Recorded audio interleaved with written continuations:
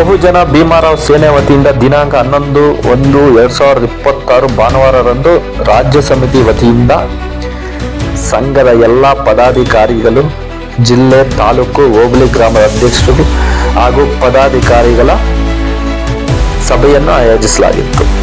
ಕಾರಣ, ಬಹುಜನ ಭೀಮರಾವ್ ಸೇನೆ 10 ವರ್ಷಗಳು ಪೂರೈಸಿದ ಹಿನ್ನೆಲೆಯಲ್ಲಿ 2026 ಮೇ ತಿಂಗಳಲ್ಲಿ ಬಹುಜನ ಭೀಮರಾವ್ ಸೇನೆಯು 10ನೇ ವರ್ಷದ ವಾರ್ಷಿಕೋತ್ಸವ ಕಾರ್ಯಕ್ರಮವನ್ನು ಹಮ್ಮಿಕೊಳ್ಳಲಾಗಿದೆ.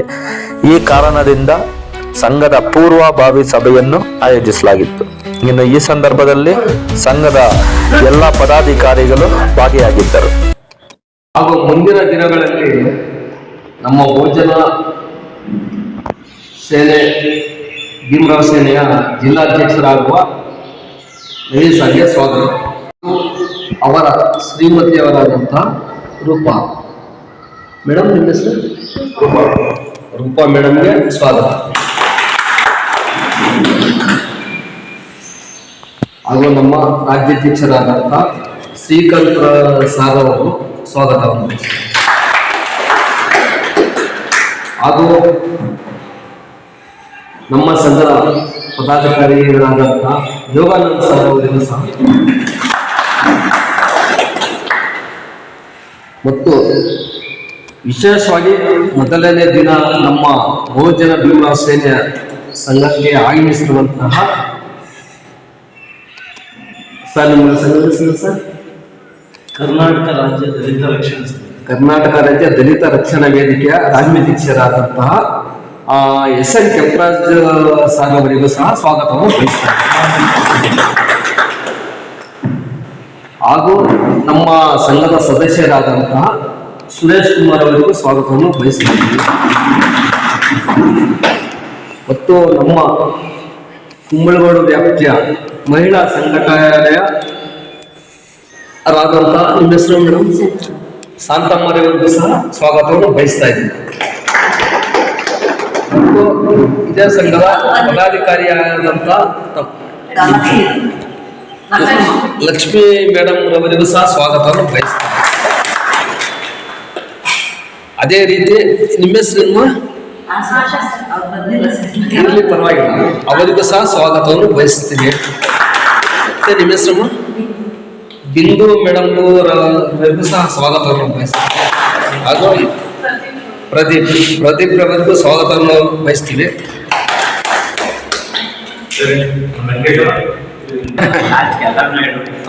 ಸಂಘಟನಾ ಕಾರ್ಯದರ್ಶಿಯಾದಂಥ ರಾಜ್ಯ ಸಂಘಟನಾ ಕಾರ್ಯದರ್ಶಿಯಾದಂಥ ಶ್ರೀ ವೆಂಕಟೇಶ್ ರವರಿಗೂ ಸ್ವಾಗತವನ್ನು ಬಯಸ್ತಾ ಇದ್ದೀವಿ. ಸದಸ್ಯರು ಆಯ್ತಲ್ಲ. ಹಾಗೂ ಇದೇ ಚಂದ್ರಪ್ಪ ಸರ್ಕಲ್ ಗ್ರಾಮದ ಈ ಅಂಬೇಡ್ಕರ್ ಸಂಘದ ಅಧ್ಯಕ್ಷರಾದಂತಹ ನಮ್ಮ ಮೂರ್ತಿರವರಿಗೂ ಸಹ ಸ್ವಾಗತವನ್ನು ಬಯಸ್ತಾರೆ. ಸ್ವಾಗತ. ನನ್ನ ಹೆಸರು BN ಮೂರ್ತಿ ಅಂತ.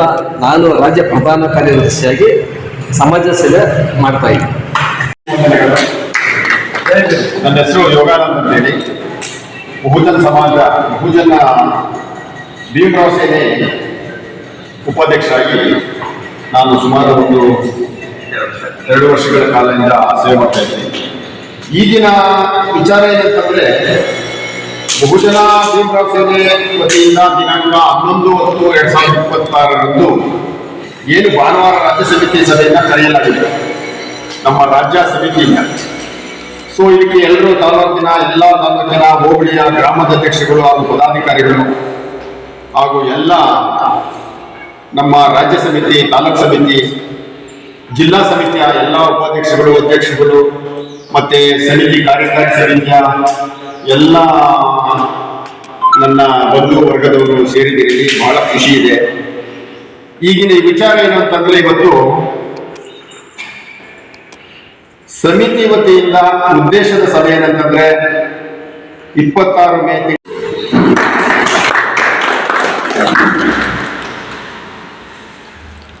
ಎಲ್ರಿಗೂ ನಮಸ್ಕಾರ.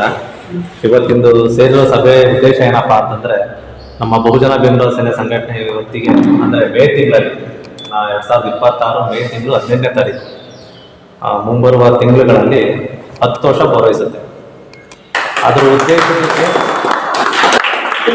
ನಾವು ಈಗ ಒಂದು ಕಾರ್ಯಕ್ರಮ ಮಾಡಬೇಕು, 10ನೇ ವರ್ಷದ ವಾರ್ಷಿಕೋತ್ಸವನ ತುಂಬಾ ಗ್ರ್ಯಾಂಡ್ ಆಗಿ ಮಾಡಬೇಕು ಅಂತ ಹೇಳಿ ಒಂದು ಪ್ಲಾನ್ ಮಾಡಿದ್ವಿ ರಾಜ್ಯ ಸಮಿತಿಯವರು.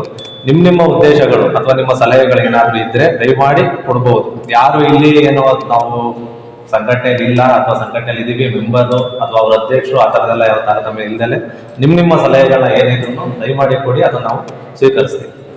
ಏನೇ ಇದ್ರು ಕೊಡಿ ಸರ್. ಹೇಳಿ.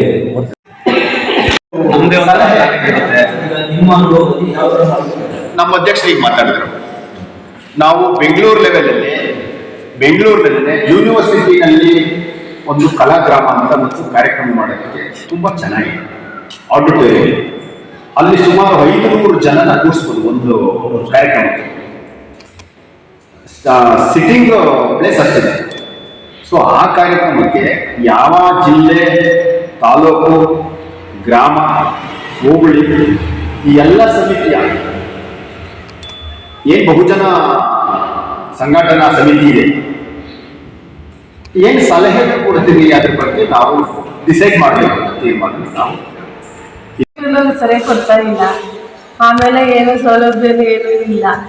ಆಮೇಲೆ ಒಂದು ಕಂಪ್ನಿಯಲ್ಲಿ ಎಲ್ಲ ಚೆನ್ನಾಗಿ ಫೆಸಿಲಿಟಿ ಎಲ್ಲ ಐತೆ, ಅಲ್ಲಿ ಏನೂ ಇಲ್ಲ. ಒಂದು ಕುಡಿಯೋ ನೀರಿಂದ ಆಗಲಿ ಏನೇ ಆಗಲಿ, ಒಂದು ID ಕಾರ್ಡ್ ಆಗಲಿ ಏನೂ ಇಲ್ಲ.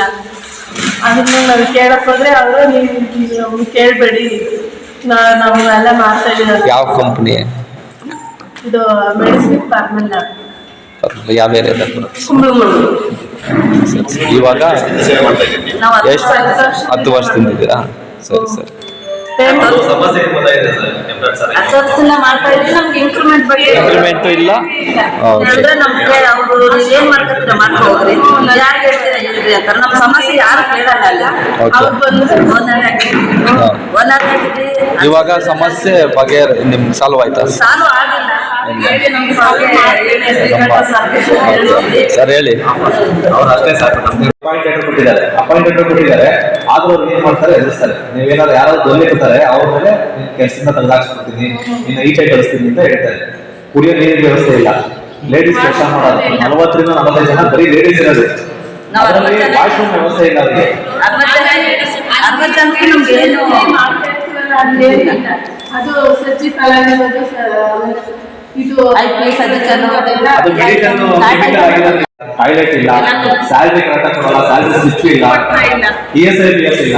ESIPF ಇಡ್ತಾ ಇದ್ದಾರೆ, ಬಟ್ ಅದರಲ್ಲಿ ಸ್ಯಾಲರಿ ಸ್ಲಿಪ್ ತೋರಿಸ್ತಿಲ್ಲ. ಕ್ಲೈಮ್ ರೈಟಿಂಗ್ ಅಲ್ಲಿ ಬರ್ಕೊಡ್ತಾರೆ ಸ್ಯಾಲರಿ ಸ್ಲಿಪ್ ನ. ಮತ್ತೆ 2 ವರ್ಷಕ್ಕೂ ಮುಂಚೆ ಏನ್ ಮಾಡ್ತಿದ್ರು ಅಂತಂದ್ರೆ ಸ್ಯಾಲರಿ ಕೊಡ್ತಿದ್ರು 14,000 ರೂಪಾಯಿ ಸ್ಯಾಲರಿನ. ದುಡ್ಡು ವಾಪಸ್ ಕೊಡ್ತಾ ಇದ್ದೀವಿ. ಅದರಲ್ಲಿ 1,200 ರೂಪಾಯಿ ವಾಪಸ್ ಕೊಡ್ಬೇಕು. ಏನಕ್ಕೆ ಅಂತ ಕೇಳಿದ್ರೆ ಅದಕ್ಕೆ ಬೇರೆ ಹೇಳ್ತಾರೆ, ಈ ತರ ಏನಂತ ಹೇಳ್ತಿದ್ರು ಅವರು.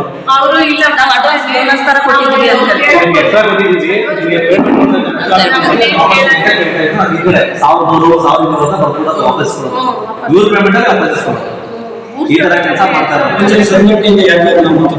ಅದು 2 ಸಂಘಟನೆ ಬೇರೆ ಸಂಘಟನೆ ಹೋಗಿದ್ದಾರೆ.